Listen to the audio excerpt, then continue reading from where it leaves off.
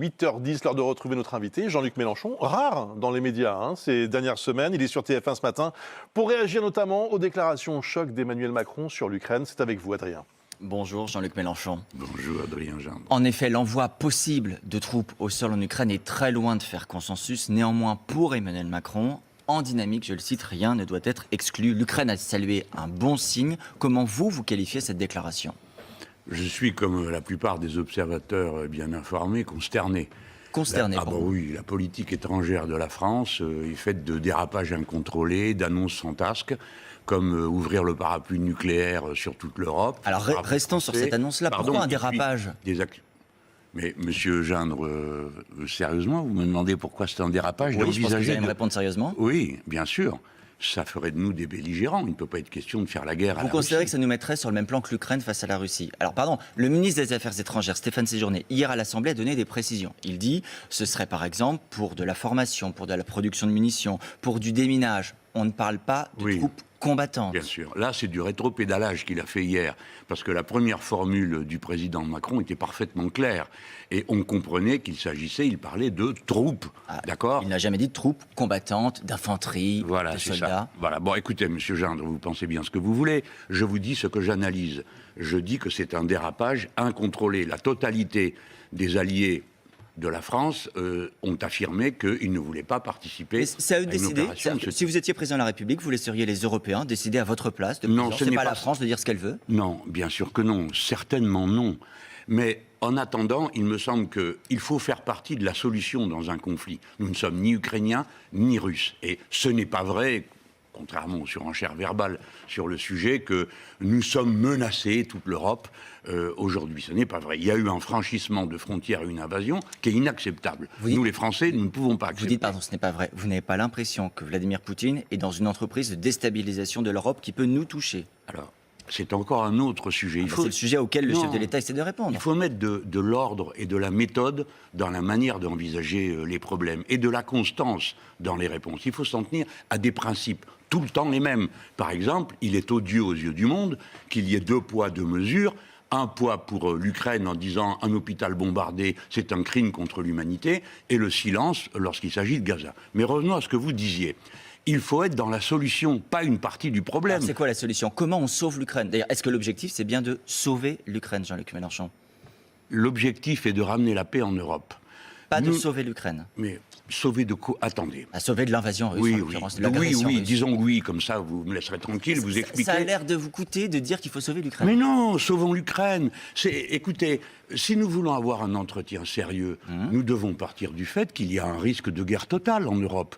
Il ne faut pas jouer et jouer avec du fait de la Russie. Pas du fait des déclarations du président français. Bien sûr, mais si quelqu'un venait à franchir une certaine ligne rouge, nous entrerions dans une escalade dont personne ne connaît l'issue. Et je pourrais vous donner des dizaines d'exemples de conflits. J'ajoute que la France est attendue, pardon si vous me permettez de le dire, est attendue ailleurs en tant que solution. Par exemple, si nous devons armer quelqu'un, donnons des armes au Liban, au chef d'état-major des armées, le général Joseph Aoun, de manière à ce que ce soit l'armée libanaise qui protège la frontière et non pas un parti politique, le Hezbollah. Mais donc vous reconnaissez un rôle particulier de la France. Il y a une place particulière de la France en diplomatie. À condition qu'elle sache être à l'endroit où elle fait partie de la solution, pas à créer des problèmes. Alors quelle est la solution? Pardon, monsieur Jeanne, mais vous passez très, comme ça, légèrement. Le président de la République annonce que la France va ouvrir le parapluie nucléaire sur toute l'Europe, et ça ne vous paraît pas être une escalade? J'explique juste d'un mot pour nos téléspectateurs. La France dispose de l'arme nucléaire. Elle est la seule puissance en Europe, avec le Royaume-Uni, à être dans cette situation. Certains pays d'Europe de l'Est disent, si les États-Unis se retirent un jour, nous pourrions avoir besoin de votre protection. Non. Et il y a une interrogation sur ce que sera l'attitude de la France. Pardon, monsieur Gendre, ce n'est pas du tout le sujet, ce n'est pas ce que disent les autres pays. Il y a un instant, vous venez de me dire, la France a une place singulière, oui ou non? Par conséquent, quand le président de la République française dit « nous pourrions ouvrir le parapluie nucléaire », alors c'est un sujet pour nous Français, parce que ça n'est pas la logique de la dissuasion nucléaire. L'arme nucléaire est faite pour dissuader d'attaquer la France. Ça n'est possible que parce que nous avons des intérêts communs français, un Parlement français qui en principe doit délibérer, et qui d'ailleurs va voter. Il va voter. Le président français a annoncé hier, et d'ailleurs vous le demandiez, qu'il y ait un vote au Parlement sur le plan d'aide à l'Ukraine, les 3 milliards qui vont être donnés à l'Ukraine. Quel sera le vote de la France Insoumise? Il y aura un vote sur le 50-1. C'est une déclaration. Une déclaration. C'est bien qu'il y ait un vote. Nous verrons ce qu'il y a dans le texte. Il y a des choses. Il y a 3 milliards d'aides à l'Ukraine. Est-ce que, par exemple, vous soutenez ces 3 milliards d'aides à l'Ukraine? Mais quelle aide? Écoutez, l'agitation propagandiste de la guerre n'a pas de sens. Par exemple, nous avons mis à la disposition de l'Ukraine des canons César, qui sont certainement les meilleurs canons du monde.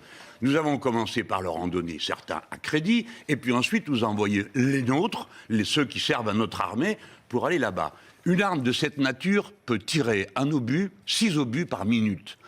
Aujourd'hui, l'armée ukrainienne en tire 1 par jour. C'est-à-dire que tout ça, ce sont des effets d'annonce. Ce n'est pas sérieux. Et alors, quelle est la solution pour vous? Vous avez dit à plusieurs reprises la solution. Où est la solution pour sortir de ce La conflit? solution est qu'il faut qu'il y ait des négociations sur la paix. Et j'ajoute que ce n'est pas ce que disent toutes sortes de gens. Sur votre plateau, à vous, TF1, le 3 décembre 2022, le président Macron avait annoncé qu'il fallait un plan de sécurité mutuelle pour les Russes comme pour les Ukrainiens, qui serait une condition pour arrêter la guerre. Et vous soutenez cette idée? Absolument. C'est celle que moi-même je proposais en disant qu'il fallait une conférence sur les frontières. Sauf que la situation a évolué entre-temps et que l'attitude de la Russie a évolué et que la situation en Ukraine s'est dégradée. D'accord. Alors justement, comme la situation s'est dégradée, pardon, monsieur Gindre, mais c'est le moment ou jamais, peut-être, de remettre sur la table des discussions et des outils de paix, pas des outils de guerre. C'est pas faire le jeu de Vladimir Poutine. Ah bah écoutez, si vous considérez que faire arrêter la guerre, c'est faire le jeu de Vladimir Poutine, où va-t-on? Qu'est-ce qui est à ce moment-là? Est-ce que ne pas bombarder, ne pas intervenir, ce n'est pas faire le jeu de Vladimir Poutine? Le rapport de force, et il faut le reconnaître, le rapport de force bénéficie à Vladimir Poutine et à la Russie. Non, vous avez expliqué le contraire sur toutes les chaînes de télé, que la défaite était inéluctable pour la Russie, que l'Ukraine allait gagner, etc. On doit bien reconnaître que vous avez joué, pardon, je ne veux pas m'en prendre à vous, mais un rôle de va-t-en-guerre permanent. Ce n'est pas la solution. De la même manière, alors je l'ai déjà dit, la solution, c'est une conférence sur la paix, écoutez bien, monsieur Gindre, avec des propositions de sécurité mutuelle pour les deux pays. Car si nous sommes aujourd'hui en guerre là-bas, c'est parce que nous n'avons jamais géré honnêtement la fin de l'Empire soviétique. Et je vous ferai remarquer que le Karabakh a été envahi. Le conflit entre Arménie et Azerbaïdjan. Contre l'Arménie, personne n'a rien dit. Aujourd'hui, nous sommes en République du Congo, le voisin rwandais attaque. On va pas faire tous les pays, Jean-Luc Mélenchon. Mais on va faire les pays où il y a la guerre et où la France est attendue. Oui, et 7 millions de déplacés, monsieur Gindre. Juste pour la Russie, Jean-Luc Mélenchon, juste pour savoir si vous avez quand même des sujets d'unité avec le gouvernement. Quand par exemple le gouvernement français... pourquoi faire pour me répondre?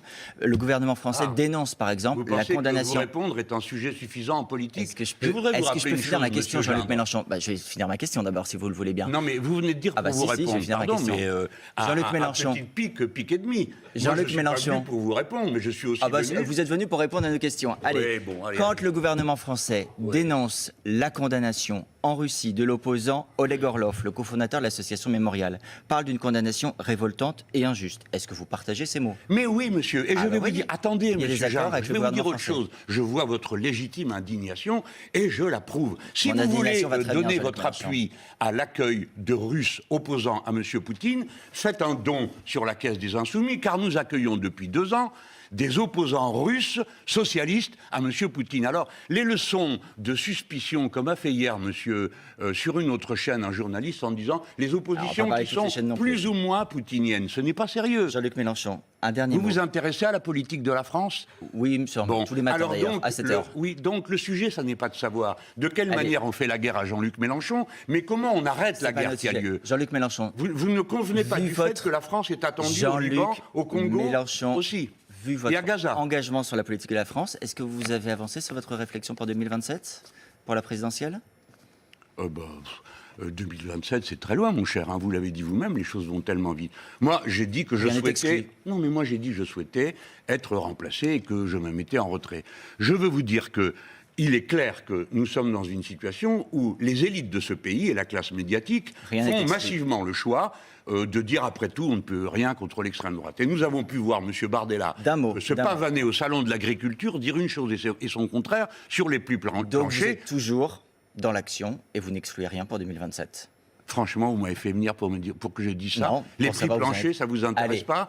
La France Jean-Luc Mélenchon, à Gaza non plus? on est arrivé au terme de cet entretien. bon Merci beaucoup. d'être Si j'avais venu su, ce je serais matin. resté chez moi, parce que franchement, pour parler, On et était répondre à ravis vos de vous petits accueillir. charmants, hein, je vous dis pas le contraire. Mais il y a Allez, quand même Jean-Luc des sujets Mélenchon. de grand intérêt qui méritent qu'on en parle, non? Et c'est le cas, effectivement, de la situation en Ukraine. Merci Ouais. beaucoup, Jean-Luc Mélenchon. La suite, c'est avec vous, Bruce.